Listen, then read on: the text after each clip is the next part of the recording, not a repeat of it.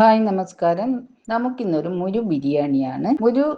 സാധാരണ നമ്മുടെ തലശ്ശേരി ധർമ്മടമേറിയ ഭാഗത്തായിട്ടാണ് കണ്ടുവരുന്നത് എന്നാണ് പറയാറ്. എനിക്കതിനെപ്പറ്റി അത്ര വലിയ വിവരമൊന്നുമില്ല, എങ്കിലും ഏകദേശം അതുപോലെ തന്നെയാണെന്ന് തോന്നുന്നു. ഈ മുരു ബിരിയാണി നല്ല ടേസ്റ്റാണ്.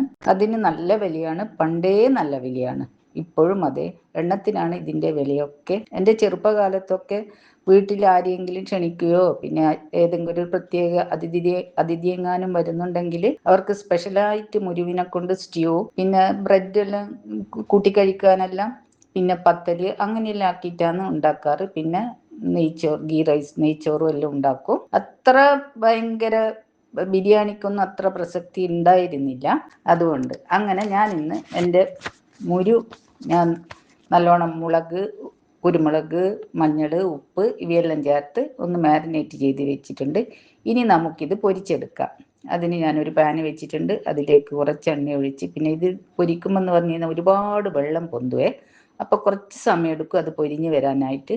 അപ്പോൾ എൻ്റെ മുരി ഏകദേശം ആയി വന്നിട്ടുണ്ട്. പിന്നെ ഇതിന് നമ്മുടെ ബിരിയാണിയിൽ നിന്ന് ഉള്ള പ്രത്യേക മസാല എന്ന് പറയുന്നത്, ഇതിൽ നമ്മൾ കുറച്ച് കട്ടി തേങ്ങാപ്പാൽ ചേർക്കും. പിന്നെ ഇപ്പോഴൊരു കുറച്ച് കാഷ്യൂസ് എല്ലാം ഒന്ന് അരച്ച് ചേർക്കും, ഒരു ടേസ്റ്റ് കൂടുതൽ കിട്ടാനായിട്ട്. ബാക്കിയെല്ലാം നമ്മുടെ സാധാ ബിരിയാണിയുടെ മസാലയൊക്കെ തന്നെയാണ്. എൻ്റെ ബിരിയാണി അങ്ങനെ ഇവിടെ തയ്യാറായിട്ടുണ്ട്. അപ്പം നല്ല ടേസ്റ്റുള്ള ബിരിയാണിയാണിത്. എല്ലാവരും ഒന്ന് എല്ലാവർക്കും കിട്ടുമോ എന്തോ എനിക്കറിയത്തില്ലേ. അപ്പം നമ്മുടെ ഈ ഭാഗമെല്ലാം കിട്ടാനുണ്ട്.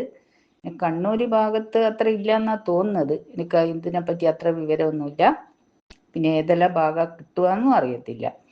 അപ്പം എൻ്റെ ബിരിയാണി എല്ലാം റെഡിയായി. ഞാനിതൊന്ന് മോൾക്ക് കൊടുക്കാം. അപ്പം എല്ലാവരും എന്നെ ഒന്ന് സബ്സ്ക്രൈബ് ചെയ്യുകയും ലൈക്ക് ചെയ്യുകയും ഷെയർ ചെയ്യുകയൊക്കെ ചെയ്യണേ. അപ്പം മോള് ഇതിൻ്റെ ഇത് പറയും. ഓക്കെ. അച്ഛമ്മേന്റെ ബിരിയാണി നല്ല രസമുണ്ട്. എല്ലാവരും ഒന്ന് സബ്സ്ക്രൈബ് ചെയ്തിട്ട് ഒന്ന് അച്ഛമ്മക്ക് ലൈക്ക് കൊടുക്കണേ.